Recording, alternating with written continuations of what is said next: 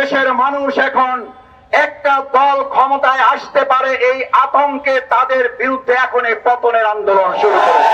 দেশ আমরা নতুন করে আরেকবার দ্বিতীয় স্বাধীনতা অর্জন করেছে বলে দেশের মানুষ কিছুটা স্বস্তির সাথে যখন জীবনযাপন শুরু করেছে, তখন আমরা লক্ষ্য করেছি একটা দল নির্বাচন চিকির তুলে অন্তর্বর্তীকালীন সরকারকে ব্যর্থ এবং তাদেরকে অস্থিতিশীল করে জনগণ একটা নির্বাচনের পায়তারার অংশ হিসাবে এই অন্যায় অপকর্মগুলো শুরু করেছে। এটার জন্য মাস্টার ডিগ্রি, এটার জন্য উচ্চ শিক্ষিত হওয়ার প্রয়োজন নাই। আমাদের সাধারণ জনগণের কথা বলতে শুরু করেছে। এটার জন্য আজকে শুনলাম সাংবাদিক সম্মেলন করে তদন্তের কথা বলা হয়েছে। এদেশের মানুষ তদন্ত করার কথা বলে, কিন্তু তাদের কাছে একটা তদন্ত আছে। যারা জনগণ নির্বাচন করতে চায়, অস্থিতিশীল পরিবেশ তৈরি করার মধ্য দিয়ে তারা সেই ঠুনকো নির্বাচনের আয়োজনে সরকারকে বাধ্য করার অংশ হিসাবে এই সমস্ত ষড়যন্ত্র চালাচ্ছে। 9 তারিখে ঘটনা সংঘটিত হয়েছে।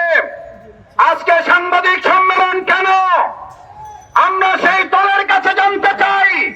9 তারিখে আপনার নেতা কর্মী হত্যা হয়েছে, আপনার তো সেদিন সাংবাদিক সম্মেলন করে জনগণের কাছে আপনার ঘটনা উপস্থাপন করার কথা ছিল। আমরা মনে করি, জনগণ মনে করে আপনারা আপনাদের অপকর্ম ধাপা চাপা দেওয়ার সব চেষ্টা ব্যর্থ হয়ে যাওয়ার কারণে জনগণের তোপের মুখে করে এখন আপনারা মানুষের সামনে এসেছে। আমার ভাইয়েরা, আরেকটা কথা বলে শেষ করতে চাই।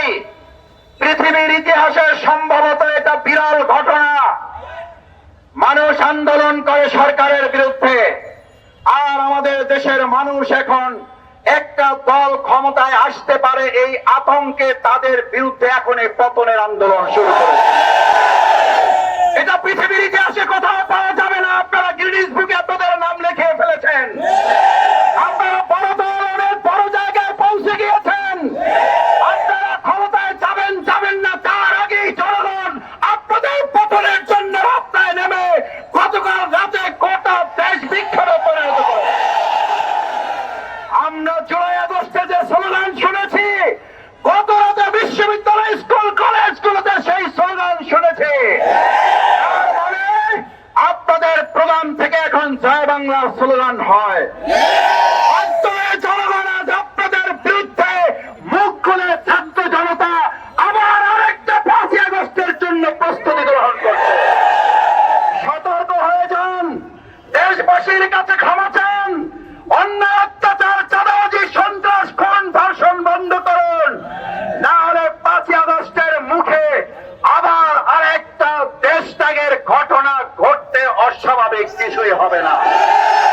আসুন সম্মানিত ভাই এবং বন্ধুগণ, বাংলাদেশ জামায়াত ইসলামীর সেই আন্দোলন সংগ্রামের মধ্য দিয়ে একেবারে সুষ্ঠু নিরপেক্ষ অংশগ্রহণমূলক নির্বাচনের জন্য আমরা জনগণের পাশে থেকে এগিয়ে যাই।